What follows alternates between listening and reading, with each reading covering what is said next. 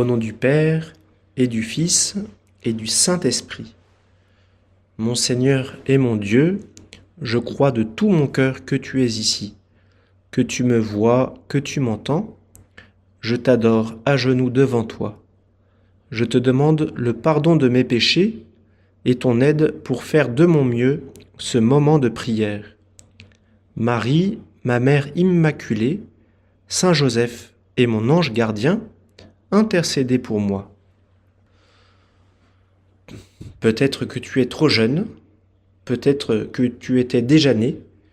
En tout cas, il y a 20 ans, jour pour jour, nous quittait le pape Jean-Paul II. Saint Jean-Paul II, c'était le 2 avril 2005. On se rappelle la longue et douloureuse maladie, la maladie de Parkinson, qui le rongeait depuis plusieurs années et qui avait affaibli le pape qu'on appelait au début de son pontificat le sportif de Dieu. On se rappelle aussi des nombreuses critiques qui avaient entouré la maladie de Jean-Paul II à la fin de sa vie. Ces critiques qui rejoignent celles que l'on a pu entendre plus récemment à l'occasion de l'hospitalisation du pape François. Comment un pape peut-il gouverner l'Église en étant si faible, si affaibli ? Quel message de faiblesse renvoie-t-il au monde ? Et pourtant, la longue maladie du pape Jean-Paul II, comme celle aujourd'hui du pape François, n'est-elle pas une catéchèse en acte ? N'est-elle pas le plus beau témoignage de ce qu'ils ont tous deux enseigné par la parole, à savoir la dignité de la vie de son commencement jusqu'à sa mort naturelle, mais aussi la fécondité de la maladie et la fécondité de la croix quand elle est unie à celle du Christ, quand elle est unie à celle du Seigneur. Alors Seigneur Jésus, en union avec Saint Jean-Paul II, qui intercède pour nous au ciel aujourd'hui, aide-moi à comprendre cela, aide-moi à m'émerveiller, aide-moi à reconnaître la dignité de la personne humaine, spécialement là où le monde ne lui accorde aucune importance. L'embryon humain, le petit enfant dans le sein de sa mère, la personne handicapée, le vieillard malade. Aide-moi aussi à te reconnaître dans chacune de ces personnes, toi qui es venu les rejoindre sur la croix, toi qui es venu manifester la dignité de la personne humaine, quelle qu'elle soit. Mon Père est toujours à l'œuvre et moi aussi je suis à l'œuvre. Tu nous dis ces paroles, Seigneur, aujourd'hui dans l'Évangile, alors que ta croix est proche, alors que nous nous approchons du temps de la Passion. Jésus, Dieu sauve, tu nous as sauvés dans toutes les circonstances de ta vie. Tu es venu sur terre pour cela, pour nous sauver, dans les joies, mais aussi dans les épreuves. Tu nous as sauvés sur la croix. Sur la croix, tu as pris tous nos péchés et tu as transformé ta souffrance en amour. Tu as répondu par le pardon aux offenses. Et Jésus, tu nous entraînes dans ta résurrection.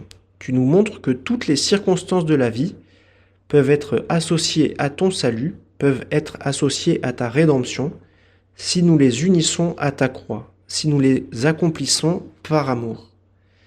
C'est bien le témoignage du pape Jean-Paul II qui nous a montré que la fécondité de son ministère du successeur de Saint-Pierre était bien le fruit de son union au Christ sur la croix.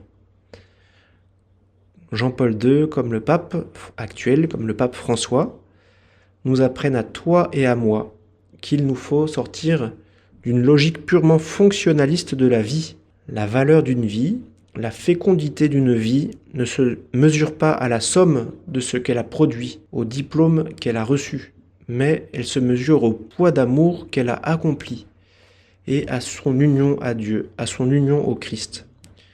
Est-ce que tu as conscience que toi aussi, tu peux en toutes circonstances accomplir l'œuvre de Dieu, l'œuvre de salut de Dieu, quelles que soient les circonstances de ta vie, dans les joies, dans les croix, dans ta vie de famille, dans ta vie professionnelle, dans la mesure où tu accomplis ces tâches de la vie ordinaire avec un surplus d'amour, avec un surplus de vie, dans la mesure aussi où tu cherches à t'unir au Seigneur en les accomplissant par amour.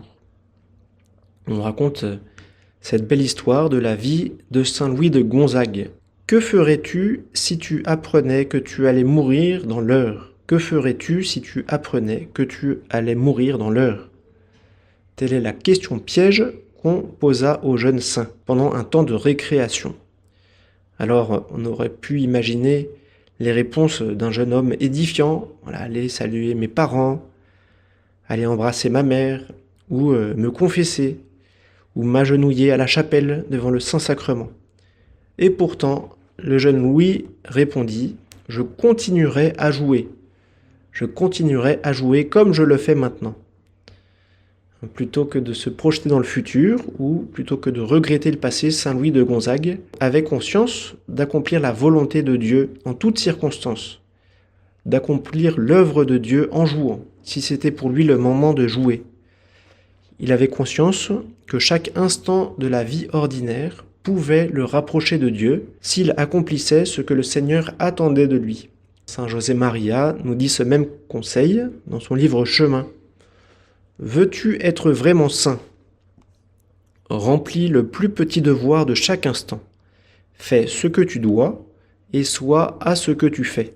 Voilà un bel effort de carême, Seigneur, que je peux accomplir. Voici une belle pénitence que je peux offrir au Seigneur. Être à ce que tu fais, accomplir ce que tu dois, par amour de Dieu et par amour des autres. Si c'est l'heure de prier, je prie par amour de Dieu. Si c'est l'heure de jouer, je joue par amour de Dieu. Si c'est l'heure de manger, je mange par amour de Dieu. Si c'est l'heure de jeûner, je jeûne par amour. Si c'est l'heure de souffrir, je souffre en union avec la croix du Seigneur. J'offre ma souffrance, j'offre ma maladie par amour. Mon épreuve familiale, mon épreuve professionnelle. Avec la certitude que le Christ me rejoint, avec la certitude qu'il ne me laisse pas seul face à cette souffrance, mais avec la certitude aussi qu'il me donne sa force, qu'il me donne sa grâce pour transformer par amour cette épreuve, pour que, unie à la croix du Christ, elle devienne une source de salut pour le monde. C'est ce que nous enseignent les saints. Je pense particulièrement à la bienheureuse Chiara Luce, à qui on avait découvert un cancer à l'âge de 17 ans. Et après un long temps de lutte intérieure, elle avait réussi à dire oui à la maladie, en comprenant que le Seigneur serait à ses côtés et l'aiderait à transformer par amour, dans son amour, cette épreuve de la maladie qu'il a emportée à un jeune âge. Saint Paul nous dit « Dieu ne permet pas que nous soyons tentés au-dessus de nos forces. » Alors, c'est la grâce que je te demande aujourd'hui, Seigneur, d'être à ce que je dois aujourd'hui, d'être à ce que je fais, de pouvoir accomplir chaque action de la vie ordinaire par amour, en union au Père à la suite du Christ. Et si la croix survient, je te demande la grâce de ne pas la fuir, mais de l'embrasser avec la force de l'amour, pour qu'elle devienne pour le monde une source de salut. Je te remercie, mon Dieu, des bonnes résolutions, des beaux désirs et des lumières que tu as semées dans mon cœur pendant ce moment de prière. Je te demande de m'aider à les faire fructifier. Marie, ma mère immaculée, Saint Joseph et mon ange gardien, accompagnez-moi toujours en chemin. Au nom du Père et du Fils et du Saint-Esprit. Amen.